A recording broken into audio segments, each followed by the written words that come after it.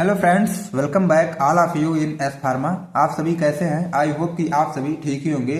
जैसा कि आपको पता ही होगा कि आपका एग्जाम आपके बिल्कुल करीब आ ही चुका है और आज हम लोग देखने वाले हैं बी फार्म थर्ड सेमेस्टर के पीओसी सेकंड का। और आज की इस वीडियो में कवर होगा यूनिट नंबर फर्स्ट और सेकंड का long and short important question with solution के साथ। मतलब यहाँ पे आपको जितने भी क्वेश्चन मिलेंगे फुल्ली सॉल्व्ड क्वेश्चन मिलेंगे, तो वीडियो के लास्ट तक आप लोग बने रहिएगा।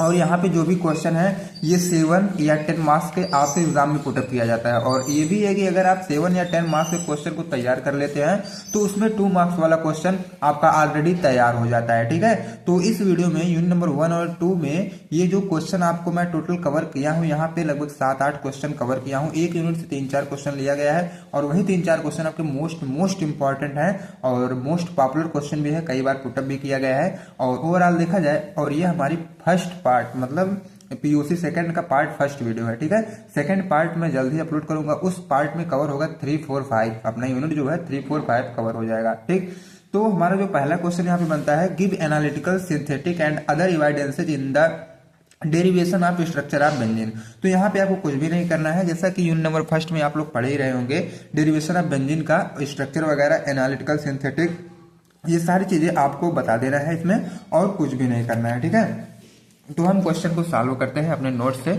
स्ट्रक्चर ऑफ बेंजीन आपको दिख रहा होगा, यहीं से इसका जो सॉल्यूशन है यहीं से स्टार्ट होता है। तो सबसे पहले आपको ये लिखना है, अच्छी सी हेडिंग बनाना है और स्ट्रक्चर ऑफ बेंजीन स्टार्ट कर देना है।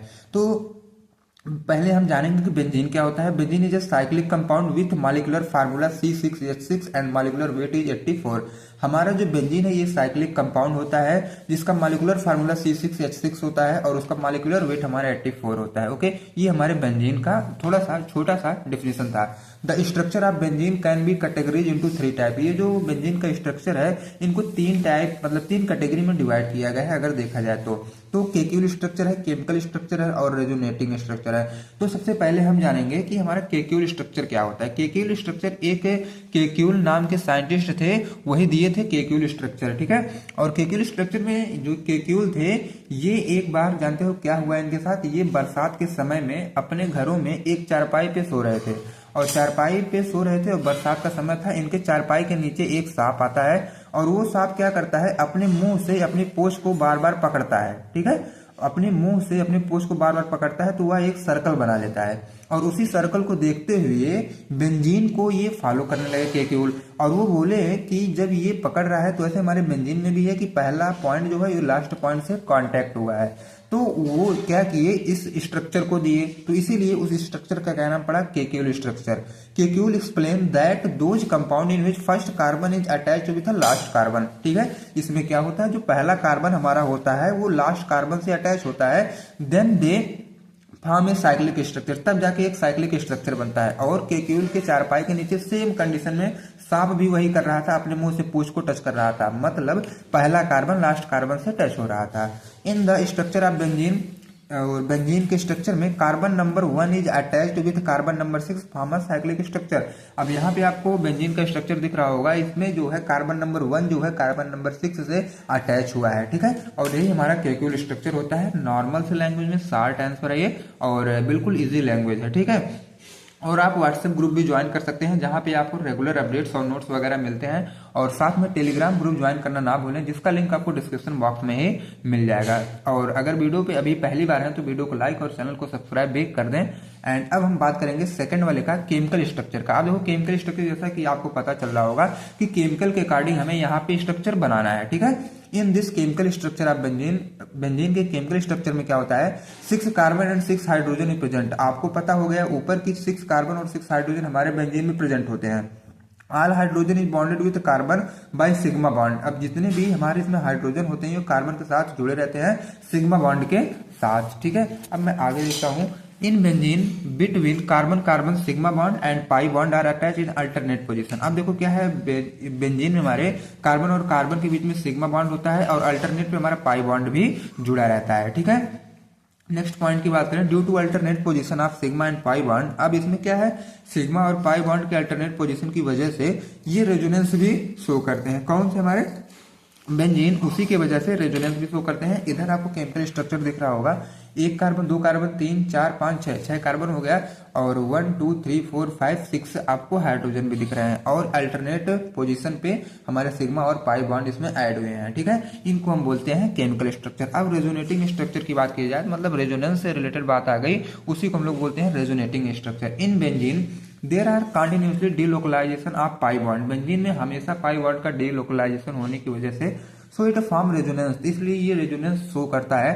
And also show resonance hybrid structure, और रेजोनेंस की वजह से ये अपना हाइब्रिड स्ट्रक्चर भी शो कर देता है। ठीक है, यहाँ पे आपको दिख रहा होगा 3 हमें बेंजीन है, इधर देखो नॉर्मल केमिकल स्ट्रक्चर बना है। अब क्या है, बॉन्ड यहाँ का रिप्लेस हो रहा है, ये इस पोजीशन से दूसरे पोजीशन पे जा रहा है, और वो ये वाली पोजीशन यहाँ पे आपको दिख रही है। ठीक है, ये क्या है, ये मतलब रिवर्सिबल बॉन्ड है, इधर से इधर भी जा सकता है और इधर से इधर भी जा सकता है, मतलब बॉन्ड का लोकेशन चेंज हो सकता है। और ओवरऑल देखा जाए तो लास्ट में हमारा ये जो है रेजोनेंस बहुत तेजी से होने लगता है। ठीक है, अब उसके बाद ये था हमारा रेजोनेटिंग स्ट्रक्चर। बाकी हम नेक्स्ट में देखते हैं हमारा मॉलिक्यूलर ऑर्बिटल स्ट्रक्चर। ठीक है, मॉलिक्यूलर ऑर्बिटल स्ट्रक्चर कभी कभी सेपरेट क्वेश्चन करके पूछता है, तो मोस्ट इंपोर्टेंट है आपके एग्जाम पॉइंट ऑफ व्यू से के लिए।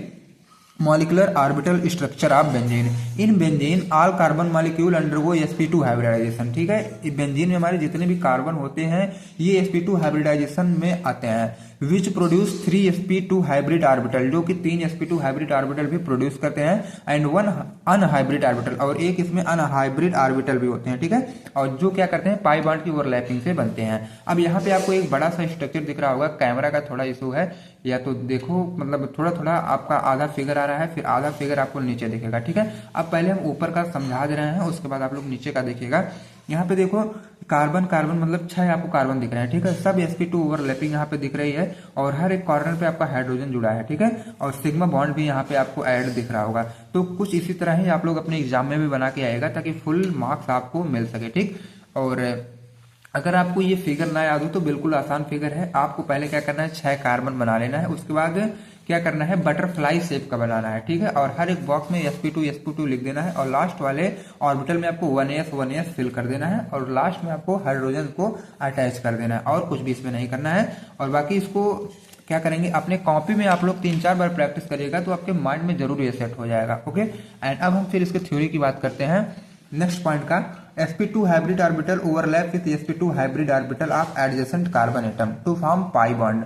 ठीक है, sorry friends, sigma bond, and remaining 1 sp2 hybrid orbital of each carbon atom are overlap with each atomic orbital of hydrogen bond to for CH bond. ठीक है, and अब हम लोग नेक्स्ट पॉइंट की बात करते हैं। नेक्स्ट पॉइंट हमारा है इसकी एरोमेटिसिटी।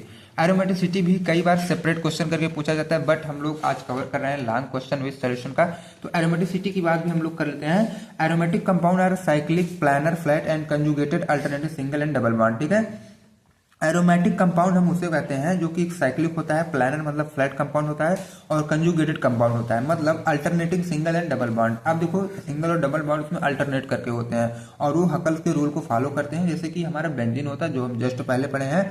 और aromatic compound is more stable, और एरोमेटिक कंपाउंड जो हमारे होते हैं ये ज्यादा स्टेबल भी होते हैं। अब हम इनके कैरेक्टर की बात कर लेते हैं, इनमें कौन कौन से कैरेक्टर शो होते हैं। सबसे पहले तो ये मॉलिक्यूल जो है ये साइक्लिक होंगे, दूसरी बात प्लानर होंगे, तीसरी बात क्या है, मॉलिक्यूल इज फुल्ली कंजुगेटेड, और जो मॉलिक्यूल होते हैं ये फुल्ली कंजुगेटेड होते हैं। द मॉलिक्यूल है follow Huckel's rule 4n+2 pi electron, और ये मॉलिक्यूल्स हकल्स रूल को फॉलो करते हैं, और ये हकल्स रूल हमारा 4n+2 पाई इलेक्ट्रॉन होते हैं। ठीक है, अब हम नेक्स्ट क्वेश्चन की बात करते हैं। हमारा जो नेक्स्ट क्वेश्चन है, right the reaction of benzene in detail. ठीक है, बेंजीन का रिएक्शन आपको बता देना है, और क्या करना है, थोड़ा सा डिटेल में बताना है। ठीक है, बेंजीन के कितने रिएक्शन होते हैं इन्हीं को आपको डिटेल में कर देना है, और कभी कभी इसमें से अगर कोई एक रिएक्शन पूछता है तो 2 मार्क्स में पूछता है, इसीलिए मैं कह रहा हूं कि अगर आप लॉन्ग वाली वीडियो को कवर कर लेते हैं तो आपका 2 मार्क्स वाला एग्जाम में क्लियर होगा। तो रिएक्शन ऑफ बेंजीन की बात करें, ये बेसिकली एडिशन रिएक्शन शो करता है। It gives electrophilic substitution reaction, ये इलेक्ट्रोफिलिक सब्स्टिट्यूशन रिएक्शन देते हैं, जैसे कि इसमें आपका रहेगा नाइट्रेशन है, क्लोरिनेशन है, सल्फोनेशन है, फ्रीडल क्राफ्ट एल्काइलेशन है, फ्रीडल क्राफ्ट एसाइलेशन है। ठीक है, अब हम क्या करेंगे, एक एक रिएक्शन को थोड़ा सा डीप में देखेंगे। सबसे पहले हम बात करेंगे अपने नाइट्रेशन का। नाइट्रेशन में हमारा देखो क्या हो रहा है, when benzene is react with nitric acid, जब हमारी बेंजीन जो है ये नाइट्रिक एसिड के साथ रिएक्ट हो रही है, इट फॉर्म नाइट्रोबेंजीन, तो क्या बना रही है, नाइट्रोबेंजीन। ठीक है, मतलब यहाँ पे बेंजीन का नाइट्रेशन हो रहा है, ठीक है। एक तरफ आपको बेंजीन दिख रहा होगा। अब ये क्या है, कंसंट्रेशन HNO3 के प्रेजेंट में, मतलब नाइट्रिक एसिड और कंसंट्रेटेड H2SO4 के प्रेजेंट में हमारा नाइट्रोबेंजीन बना रहा है, ठीक है। ये आपका हो गया नाइट्रेशन। अब सेकंड हम रिएक्शन की बात करें, सेकंड रिएक्शन हमारा क्या आता है, chlorination. When benzene is react with chlorine, जब हमारा बेंजीन जो है क्लोरीन के साथ रिएक्ट होता है, इट फॉर्म्ड क्लोरोबेंजीन, तो ये क्या बनाता है, क्लोरोबेंजीन। मतलब बेंजीन का यहाँ पे क्लोरीनेशन हो रहा है, मतलब बेंजीन प्लस क्लोराइड जब दोनों आपस में रिएक्ट करते हैं FeCl3 के प्रेजेंट में, तो हमारा बनता है क्लोरोबेंजीन। क्या बन रहा है फ्रेंड्स, क्लोरोबेंजीन। अब हम नेक्स्ट वाला देख लेते हैं। नेक्स्ट हमारा सल्फोनेशन है, सल्फोनेशन ऑफ बेंजीन। अब देखो सल्फोनेशन ऑफ बेंजीन में क्या होता है, it belong to electrophilic substitution of benzene. अब देखो ये बिलोंग करता है हमारा इलेक्ट्रोफिलिक सब्स्टिट्यूशन ऑफ बेंजीन से। एंड नेक्स्ट पॉइंट इसमें है, in which benzene react with H2SO4। अब यहाँ पे हमारा बेंजीन जो है H2SO4 से जब रिएक्ट करेगा, in the presence of concentrated H2SO4, concentrated H2SO4 के प्रेजेंट में, it formed benzene sulphonic acid. तो यहाँ पे क्या बन रहा है, बेंजीन सल्फोनिक एसिड, ठीक है। और ये इसका कुछ हमारा यहाँ पे रिएक्शन लिखा गया है। इधर हमारा बेंजीन है, H2SO4 के प्रेजेंट में बेंजीन सल्फोनिक एसिड बना रहा है और H2O बना रहा है, और ये रिवर्सिबल रिएक्शन भी है, ठीक है। एंड अब हम नेक्स्ट पॉइंट की बात करें, it is reversible reaction, it forms when benzene is heated with fuming sulphuric acid. ये क्या रिवर्सिबल रिएक्शन है, और ये बन कब रहा है, जब हम लोग बेंजीन को फ्यूमिक सल्फ्यूरिक एसिड के साथ गर्म कर रहे हैं। उसके बाद आर कंसंट्रेटेड सल्फ्यूरिक एसिड, या तो कंसंट्रेटेड सल्फ्यूरिक एसिड के साथ it yield benzene sulphuric acid. तो हमारा क्या बन रहा है, बेंजीन सल्फ्यूरिक एसिड बन रहा है, ठीक है। अब इसके हम मैकेनिज्म की बात कर लेते हैं। मैकेनिज्म का मतलब ये है, ये सारी प्रोसेस कैसे हो रही है। स्टेप नंबर फर्स्ट में आपको बेंजीन दिख रहा होगा, ये क्या कर रहा है, H2SO4 के प्रेजेंट हमारा कार्बोकैटायन इंटरमीडिएट बना रहा है। क्या बना रहा है, कार्बोकैटायन इंटरमीडिएट बना रहा है, ठीक है। In which carbocation form in benzene, यहाँ पे क्या है, कार्बोकैटायन बन रहा है हमारे बेंजीन में, and SO3 attach with benzene, और SO3 जो हमारा है ये बेंजीन से अटैच हुआ है, ठीक है। क्या हुआ है, अटैच हुआ है। अब हम स्टेप नंबर सेकंड की बात कर लेते हैं। हमारे स्टेप नंबर सेकंड में क्या है, स्टेप नंबर सेकंड में हमारा वही जो कार्बोकैटायन इंटरमीडिएट बना था, अब उससे हमारा बनेगा बेंजीन सल्फ्यूरिक एसिड। क्या बनेगा उससे, कार्बोकैटायन इंटरमीडिएट यहाँ पे बना था, और आप फर्स्ट स्टेप में हमारा फाइनल प्रोडक्ट कार्बोकैटायन इंटरमीडिएट ही बना था। अब उसके हेल्प से हमारा बेंजीन सल्फ्यूरिक एसिड बन जाएगा, ठीक है। अब नेक्स्ट पॉइंट की बात करें, रेजोनेंस स्टेबलाइज्ड कार्बोकैटायन इंटरमीडिएट। और ये जो रेजोनेंस की वजह से कार्बोकैटायन इंटरमीडिएट जो होते हैं ये स्टेबलाइज हो जाते हैं। The lone pair form a bond with hydrogen atom, और जो लोन पेयर होते हैं एक बॉन्ड बनाते हैं हाइड्रोजन एटम के साथ, releasing the electron in the hydrogen to ring bond for reestablish the electron. अब देखो क्या है वहां पे, releasing the electron in the hydrogen. अब हाइड्रोजन से इलेक्ट्रॉन को रिलीज करता है टू रिंग बॉन्ड, और कहां से, रिंग बॉन्ड से, किस लिए, री एस्टेब्लिश द इलेक्ट्रॉन, ताकि जो वहां पे इलेक्ट्रॉन वो री एस्टेब्लिश हो सके। उसके बाद नेक्स्ट पॉइंट की बात करें, रिक्वायर्ड प्रोडक्ट ऑब्टेन, जो हमें प्रोडक्ट चाहिए होता है मिल जाता है। अब डी वाला जो है फ्रीडल क्राफ्ट एल्काइलेशन की बात करें, फ्रीडल क्राफ्ट एल्काइलेशन जो chemical reaction in which alkyl group is introduce into the benzene ring, ठीक है। इसमें क्या होता है, जो हमारा एल्किल ग्रुप होता है ये बेंजीन रिंग में इंट्रोड्यूस होता है bye reacting benzene with an alkyl halide, और जो हमारा बेंजीन होता है वो एल्किल हैलाइड के साथ रिएक्ट करता है in the presence of Lewis acid catalyst. और प्रेजेंस मतलब किसके प्रेजेंस में हो रहा है, लेविस एसिड कैटालिस्ट के प्रेजेंस में हो रहा है। और लेविस एसिड कैटालिस्ट का जैसा मतलब आप वहां पे यूज कर सकते हो एल्युमिनियम क्लोराइड, मतलब AlCl3। अब यहाँ पे आप लोग रिएक्शन लिखा गया है नीचे, जैसे कि बेंजीन है प्लस RCl है, ठीक है। RCl का मतलब आपका यहाँ पे एल्किल हैलाइड है, और कैटालिस्ट प्रेजेंट है आपका AlCl3, और बन रहा है आपका एल्किल बेंजीन बन रहा है, ठीक है। अब इसके बेस पे हम एक एग्जांपल लिए हैं, C6H6 प्लस CH3Cl है, और AlCl3 के प्रेजेंट में हमारा क्या बना है, C6H5CH3 मतलब टॉलिन बन रहा है, ठीक है। ये हमारा फ्रीडल क्राफ्ट एल्काइलेशन था। अब इसके मैकेनिज्म की बात की जाए, सबसे पहले कार्बोकैटायन बनेगा, फॉर्मेशन ऑफ कार्बोकैटायन मतलब इलेक्ट्रोफाइल, और CH3Cl प्लस AlCl3 मतलब CH3 पे पॉजिटिव चार्ज और AlCl4 पे नेगेटिव चार्ज, ठीक है। सेकंड की बात करें, attack of electrophile on benzene ring, ये जो इलेक्ट्रोफाइल है ये बेंजीन रिंग पे अटैक करते हैं। द मेथिल कार्बोकैटायन मतलब CH3 attack the benzene ring, ये जो CH3 है ये बेंजीन रिंग पर अटैक करेंगे, फॉर्मिंग ए सिग्मा कॉम्प्लेक्स, तो वहां पे सिग्मा कॉम्प्लेक्स बनेगा, मतलब एरेनियम आयन बनेगा। उसके बाद थर्ड की बात करें, रिस्टोरेशन ऑफ एरोमेटिसिटी। अब जो रिस्टोरेशन होगा, एरोमेटिसिटी जो बढ़ी है उसका रिस्टोर होगा। The sigma complex lose a proton, जो सिग्मा कॉम्प्लेक्स बना है वो प्रोटॉन को लूज करेगा टू रीगेन एरोमेटिसिटी। उसके बाद फिर से एरोमेटिसिटी आ जाएगी एंड फॉर्म एल्किल बेंजीन, और बाद में हमारा एल्किल बेंजीन बन जाएगा।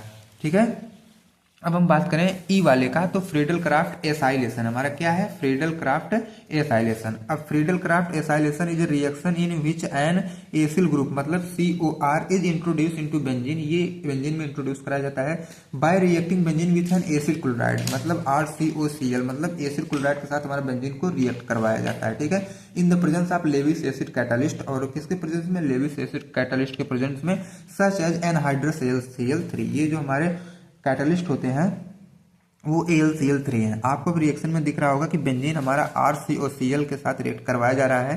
कैटलिस्ट के प्रेजेंट में AlCl3 आपका कैटलिस्ट है, जिसकी तरफ हमारा क्या बन रहा है, C6H5CR प्लस HCl हमारा बन रहा है। अब अगर उसी के बेस पे कोई एक एग्जांपल लिया जाए तो इधर बेंजीन है प्लस उसके साथ एसिटिल क्लोराइड को ऐड किया गया है, मतलब रिएक्ट कर रहे हैं दोनों AlCl3 के प्रेजेंट में, तो हमारा एसिटोफिनोन बन रहा है। क्या बन रहा है, एसिटोफिनोन। ओके, एंड अब हम लोग नेक्स्ट में देख लेते हैं। नेक्स्ट में हमारा इसका है मैकेनिज्म। ठीक है, नेक्स्ट में हमारा है इसका मैकेनिज्म। अब हम लोग मैकेनिज्म की बात कर लेते हैं।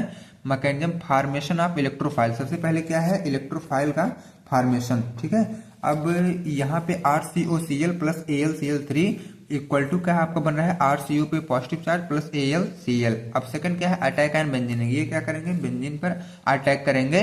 The acylium ion attack the benzene ring to form a sigma complex, तो सेम पिछले की जैसी कंडीशन है, सिग्मा कॉम्प्लेक्स मतलब एरेनियम आयन फिर बनेगा, उसके बाद एरोमेटिक की रिस्टोरेशन होगा। The sigma complex lose a proton, जो सिग्मा कॉम्प्लेक्स रहेंगे प्रोटॉन को लूज करेंगे टू रीजनरेट एरोमेटिसिटी, ताकि एरोमेटिसिटी जो है रीजनरेट हो सके। तो आई होप आपका क्वेश्चन नंबर सेकंड भी अच्छे से क्लियर हुआ होगा। अगर कहीं भी डाउट है तो आप लोग तुरंत कमेंट बॉक्स में कमेंट करके आप लोग हमसे पूछ सकते हैं। ओके, अब हम चलते हैं अपने नेक्स्ट क्वेश्चन पे।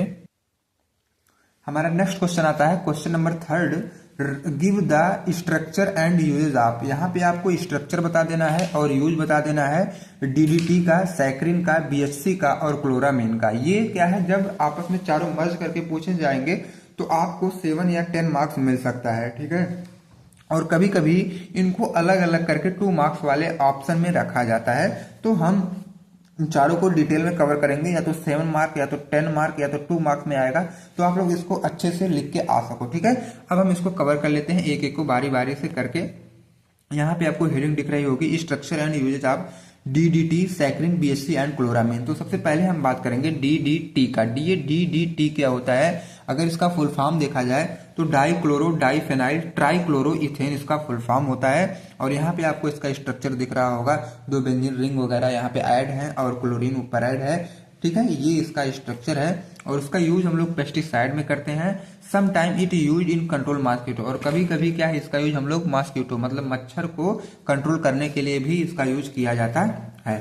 अब जो हमारा नेक्स्ट है वो हमारा है सैक्रिन। सैक्रिन का स्ट्रक्चर आपको दिख ही रहा होगा कि सैक्रिन का ये जो देखो स्ट्रक्चर है, इसको आप लोग अपने कॉपी में कई बार बनाओगे तब जाके आपके माइंड में सेट होगा, ये मैं कह दे रहा हूँ। ठीक है, और ऐसा नहीं है कि एक बार आपको देख लोगे और आपके दिमाग में सेट होगा, ऐसा नहीं। इसको 3-4 बार अपने कॉपी में प्रैक्टिस करिए तब जाके स्ट्रक्चर आपके माइंड में सेट होगा अच्छी तरीके से। ठीक है, बाकी इसके यूज की हम बात कर लेते हैं। तो ये आर्टिफिशियल स्वीटनर है, और दूसरा क्या है 300 to 400 times sweet as sucrose. ये लगभग चीनी से 300 से 400 गुना अधिक ये मीठा होता है, एंड मतलब 600 टाइम्स मोर देन शुगर। और ये क्या है, सॉरी फ्रेंड्स, यहाँ सुक्रोज से 300 से 400 टाइम ये मीठा होता है। अगर वही देखा जाए चीनी से तो ये 600 गुना मीठा होता है। ठीक है, use in formulation of cold drink, medicine etc। इसका यूज हम लोग करते हैं कोल्ड ड्रिंक और मेडिसिन बनाने के लिए। ठीक है, कोल्ड ड्रिंक सभी लोगों ने पिया होगा और मेडिसिन सभी लोगों ने खाया होगा, तो इसका यूज हम लोग वहां पे भी करते हैं। अब हम BHC की बात कर लेते हैं, मतलब बेंजीन हेक्सा क्लोराइड की बात कर लेते हैं। यहाँ पे आपको दिख रहा होगा कि 6 क्लोराइड भी ऐड करना है, उसी को हम लोग बोलते हैं बेंजीन हेक्सा क्लोराइड। मतलब हेक्सा मतलब होता है 6, क्लोराइड मतलब होता है क्लोराइड Cl, तो 6 क्लोराइड, बेंजीन में 6 क्लोराइड ऐड कर दीजिएगा तो बेंजीन हेक्सा क्लोराइड आपका बन जाएगा। यूज इन ट्रीटमेंट ऑफ इसके बीज के ट्रीटमेंट में भी इसको यूज हम लोग करते हैं। उसके बाद यूज एज इंसेक्टिसाइड में भी हम लोग इसका यूज करते हैं। Protect grain and store food, जो हम लोग फूड और ग्रेन रखते हैं, मतलब रखते हैं उसको, तो अगर बीएचसी का यूज हम लोग कर रहे हैं तो वो लंबे समय तक उसमें बैक्टीरिया का ग्रोथ नहीं होगा, ताकि उसको क्या प्रोटेक्शन अच्छे से ये बीएचसी हमारा प्रोवाइड करता रहेगा। ठीक है, अब हम लोग देख लेते हैं नेक्स्ट हमारा बचा है क्लोरामीन। अब ये क्लोरामीन क्या होता है? क्लोरामीन जो हमारा होता है, it is a chemical compound containing chlorine and ammonia. ये भी हमारा एक केमिकल कंपाउंड है जो अपने साथ क्लोरीन और अमोनिया को रखता है। It commonly use in disinfectant, इसका यूज हम लोग कॉमनली करते हैं डिसइंफेक्टेंट में।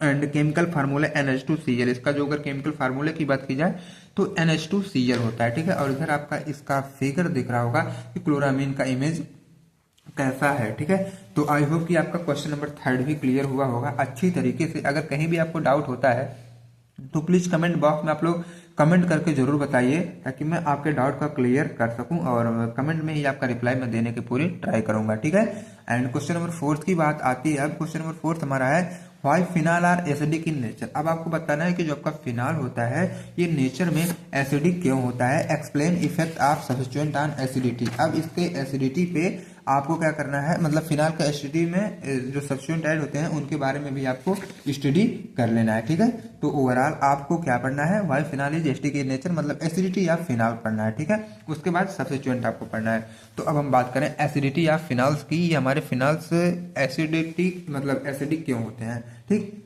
अब देखो, when any substance dissociate into H plus ion that it show acidic character। आपको पता है कि कोई भी हमारे जो सबस्टेंस होते हैं अगर ये डिसोसिएट हो रहे हैं H प्लस आयन में, मतलब अगर ये H प्लस आयन शो कर रहे हैं डिसोसिएट होने के बाद, तो इनका जो कैरेक्टर होता है वो एसिडिक कैरेक्टर होता है। तो हमारे फिनाल का कुछ ऐसा ही है।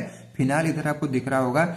अब इधर आपको जब इसको डिसोसिएट किया जा रहा है तो फेनॉक्साइड आयन और H प्लस एसिडिक नेचर आपको दिख रहा है। ठीक है, ये जो H प्लस है वो एसिडिक नेचर है और इधर O माइनस फेनॉक्साइड आयन बन रहा है, इसीलिए इसको हम लोग एसिडिक बोलते हैं। ठीक है, एंड अब आगे भी आपका पूरा डाउट क्लियर होगा कि इसको क्यों बोला जाता है। When phenol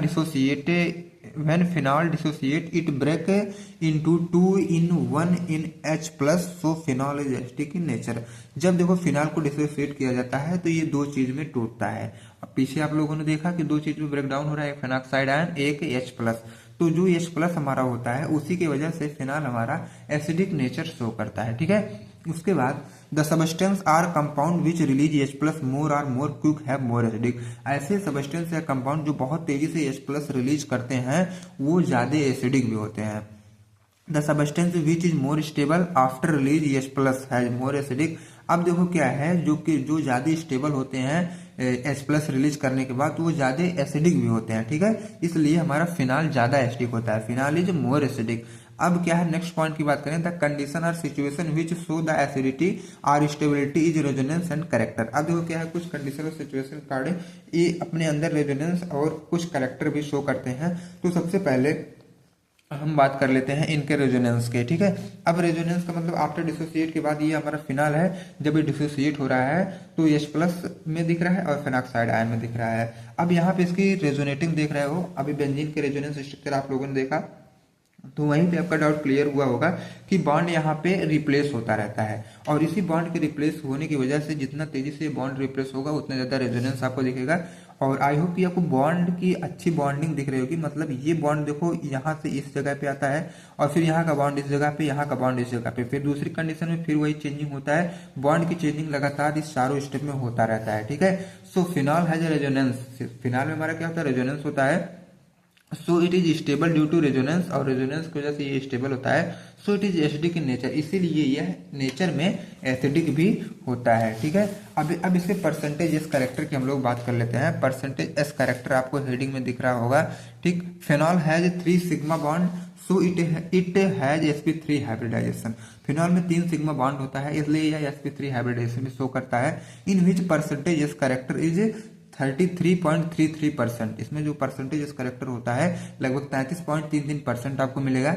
which is acidic more than alcohol, और फिनाल हमारा एल्कोहल से कहीं ज्यादा एसिडिक भी होता है। अब आपके ही क्वेश्चन में मेंशन किया गया था यहाँ पे explain effect of substituent on acidity या फिनाल। तो अब हम लोग effect of substituent on acidity या फिनाल पे बात करने वाले हैं। There are 2 type of substituent, मतलब ग्रुप विच विल ऐड और अटैच ऑन फिनाल। 2 तरह के ग्रुप होते हैं जिसको हम लोग फिनॉल में अटैच या ऐड कर सकते हैं। ठीक है, इलेक्ट्रॉन डोनेटिंग ग्रुप एक होता है, दूसरा इलेक्ट्रॉन एक्सेप्टिंग ग्रुप होता है। तो इलेक्ट्रॉन डोनेटिंग ग्रुप की पहले हम बात करें, which has ability to donate electron, ऐसे ग्रुप जिसमें एबिलिटी हो इलेक्ट्रॉन डोनेट करने की, उसको हम लोग बोलते हैं इलेक्ट्रॉन डोनेटिंग ग्रुप। जैसे कि एग्जांपल की बात हम लोग करें तो CH3Cl OH और CH2H5 होते हैं इसके एग्जाम्पल। और इलेक्ट्रॉन एक्सेप्टिंग ग्रुप मतलब which has ability to accept, मतलब ऐसे ग्रुप होते हैं जिनके पास एबिलिटी होती है इलेक्ट्रॉन को एक्सेप्ट करने की, ठीक है। अब इनके एग्जाम्पल की बात करें तो Cn है, NO2 है और NH2 है, ये हमारे सब्स्टिट्यूएंट के इफेक्ट थे, ठीक है।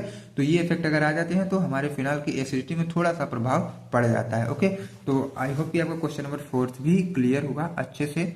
एंड अभी भी अगर आप वीडियो को लाइक और चैनल को सब्सक्राइब नहीं किए हैं तो जरूर करें, ताकि नेक्स्ट वाले पार्ट का इन्फॉर्मेशन सबसे पहले आप तक पहुंचे, ठीक। अब क्वेश्चन नंबर 5 की बात करें तो हमारा जो क्वेश्चन नंबर 5 है, define aromatic amines and write its preparation method. ये एरोमेटिक अमीन्स क्या होते हैं और आपको इनके प्रिपरेशन मेथड भी बता देने हैं, ठीक है। तो सबसे पहले हम स्टार्टअप कर रहे हैं अपने एरोमेटिक अमीन्स। ये एरोमेटिक हमारे अमीन क्या होते हैं, तो aromatic amines are organic compound. हमारे एरोमेटिक अमीन्स जो होते हैं ये ऑर्गेनिक कंपाउंड होते हैं in which the amino group, मतलब NH2 या NHR या तो NR2, मतलब amino group is directly attach to an aromatic ring. इसमें हमारे जो होते हैं NH2 ग्रुप, ये हमारे एरोमेटिक रिंग से डायरेक्टली अटैच होते हैं और एक ये ऑर्गेनिक कंपाउंड होते हैं, उन्हें हम बोलते हैं एरोमेटिक अमीन, ठीक है। आई होप कि आपका डाउट क्लियर हुआ होगा। एंड नेक्स्ट पॉइंट की बात करें, aromatic amines known as aryl amine. Aromatic amines को हम लोग एरिल अमीन्स भी बोलते हैं। जैसा कि एग्जांपल की हम लोग बात करें तो ये आपका एग्जांपल है फेनिलामीन, मतलब जिसको आप लोग एनिलीन भी बोलते हैं। ऊपर NH2 ग्रुप लग गया है और यहाँ NO2 ग्रुप लगा और ऊपर NH2 लगा है, ठीक है। ये हमारे कुछ एरिल अमीन्स थे, मतलब एरोमेटिक अमीन्स थे, या तो इसको एनिलीन आप बोल सकते हैं। अब देखो इट आल्सो 3 टाइप, अगर देखा जाए तो ये लगभग 3 टाइप के होते हैं, प्राइमरी, सेकेंडरी और टर्सरी। प्राइमरी अमीन मतलब एनिलीन, आपका NH2 ऐड है ऊपर। सेकेंडरी अमीन मतलब N मेथिल एनिलीन है, NaCH3 ऐड है यहाँ पे। और टर्सरी अमीन की बात करें तो N डाई मेथाइल एनिलीन है, ठीक है। यहाँ पे N के साथ CH3 एक तरफ, दूसरी तरफ भी CH3 है, तो इसको हम लोग क्या बोलते हैं, टर्सरी अमीन बोलते हैं। और आपके क्वेश्चन में भी ये भी मेंशन था कि method of preparation, right it's method of preparation. तो हम इसके मेथड भी देख लेते हैं कि कैसे हमारा एरोमेटिक अमीन्स बना है। सबसे पहले नाइट्राल्स का रिडक्शन करके भी हम लोग एरोमेटिक अमीन बना सकते हैं, मतलब रिडक्शन ऑफ नाइट्राल्स। अब देखो क्या है, nitriles can be reduce by lithium aluminium hydride to primary amine. अब ये जो नाइट्राल्स है इसको हम लोग रिड्यूस कर सकते हैं लिथियम एल्युमिनियम हाइड्राइड की हेल्प से और बनेगा हमारा प्राइमरी अमीन्स, ठीक है। अब यहाँ पे एरोमेटिक नाइट्राल्स जब ये इसका रिडक्शन होगा लिथियम एल्युमिनियम हाइड्राइड के प्रेजेंट में तो हमारा बेंजिल अमीन बनेगा। क्या बनेगा फ्रेंड्स, बेंजिल अमीन। किसके प्रेजेंट में, जब ये रिडक्शन होगा लिथियम एल्युमिनियम हाइड्राइड का। ओके, तो ये हमारा था रिडक्शन ऑफ नाइट्राइल्स। अब सेकंड की बात करें तो रिडक्शन ऑफ नाइट्रो कंपाउंड है। तो रिडक्शन यहाँ पे होगा किसका, नाइट्रो कंपाउंड का। तो aromatic amines are normally prepared by reduction of the corresponding aromatic nitro compound. Nitro compound का जब रिडक्शन होता है तो हमारा एरोमेटिक अमीन यहाँ पे बनता है, ठीक है। यहाँ पे नाइट्रोबेंजीन आपको दिख रहा होगा, निकल या प्लेटिनम के प्रेजेंस में हमारा एनिलीन बनाता है, ठीक है। तो ओवरऑल देखा जाए तो नाइट्रो कंपाउंड का रिडक्शन यहाँ पे हो ही रहा है, ठीक है। अब हम थर्ड की बात करें, थर्ड में हमारा क्या है, बाई अमोनोलाइसिस ऑफ क्लोरोबेंजीन। अब क्लोरोबेंजीन का करवाना है अमोनोलाइसिस। अब देखो क्या है, when chlorobenzene react with ammonia in the presence of copper chloride. अब देखो कॉपर क्लोराइड के प्रेजेंस में जब अमोनिया रिएक्ट करती है, सॉरी फ्रेंड्स, क्लोरोबेंजीन रिएक्ट करते हैं अमोनिया के साथ और किसके प्रेजेंस में, कॉपर क्लोराइड के प्रेजेंस में, और टेम्परेचर वहां का हाई होता है, तब जाके प्रोड्यूस हमारे करते हैं एरोमेटिक अमीन्स, मतलब एनिलीन तब जाके प्रोड्यूस होता है। ओवरऑल देखा जाए तो हाई टेम्परेचर पे जब क्लोरीन रिएक्ट करता है अमोनिया के साथ कॉपर क्लोराइड के प्रेजेंस में, तब जाके हमारा एनिलीन बनता है। तो क्लोरोबेंजीन जो ये हमारा है, ये क्या है, अमोनिया के साथ रिएक्ट कर रहा है 210 डिग्री सेंटीग्रेड टेम्परेचर पे CuCl2 के प्रेजेंस में, तब कहीं जाके हमारा एनिलीन बन रहा है, ठीक है। एंड अब हम लोग नेक्स्ट की बात कर लेते हैं। नेक्स्ट में इसका है फिजिकल प्रॉपर्टीज ऑफ अमीन्स। कभी कभी ये 2 मार्क्स में पूछता है, और अगर आपके क्वेश्चन में ये मेंशन नहीं है और अगर आप लोग अपने एग्जाम वाले कॉपी पे लिख देते हैं तो आपका मार्क्स जो है फुल मिलेगा, ठीक है, क्योंकि इसके साथ फिजिकल प्रॉपर्टी लिखना कंपलसरी हो जाता है। बट आपके क्वेश्चन में मेंशन नहीं है, लेकिन आप क्या करेंगे तब भी इसको लिख के आएंगे, क्योंकि ये जो क्वेश्चन है ये लॉन्ग वाला क्वेश्चन है और आपको गेन करने हैं 7 या 10 मार्क्स। तो उसी अकॉर्डिंग आपको पेज भी फिलअप करना है ना, तो उसको देखते हुए अच्छे से आप लोग लिख के आएगा। तो फिजिकल प्रॉपर्टीज हम बात कर लेते हैं इसके। तो aromatic amines are colourless liquid, ये कलरलेस लिक्विड होते हैं, और solid with an unpleasant order, और सॉलिड होते हैं मतलब अनप्लीजेंट ऑर्डर के साथ, ठीक है। एंड नेक्स्ट पॉइंट की बात करें, the melting and boiling point of aromatic amine also increases with increase in molecular weight of the compound. जब किसी भी कंपाउंड का मॉलिक्यूलर वेट बढ़ता है तो उनकी जो बॉइलिंग और मेल्टिंग पॉइंट वह भी समय के साथ बढ़ती या घटती रहती है, ठीक है। और नेक्स्ट पॉइंट की बात करें, they are completely soluble in organic solvent. ये ऑर्गेनिक सॉल्वेंट में अच्छी तरीके से घुल जाते हैं, लेकिन वहीं वाटर में अगर आप लोग इसको डिजॉल्व करने लगोगे तो ये नहीं घुलेगा, but insoluble in water, water में ये इनसॉल्युबल होता है, ठीक है। अब हम लोग नेक्स्ट क्वेश्चन की बात करें, एरोमेटिक अमीन्स आपका कवर हुआ है, प्रिपरेशन मेथड भी कवर हुआ है, और साथ में हम लोग फिजिकल प्रॉपर्टी भी देखे हैं। अब हम लोग नेक्स्ट क्वेश्चन की बात करें, नेक्स्ट क्वेश्चन हमारा आता है, what are aryl diazonium salts and write its preparation method.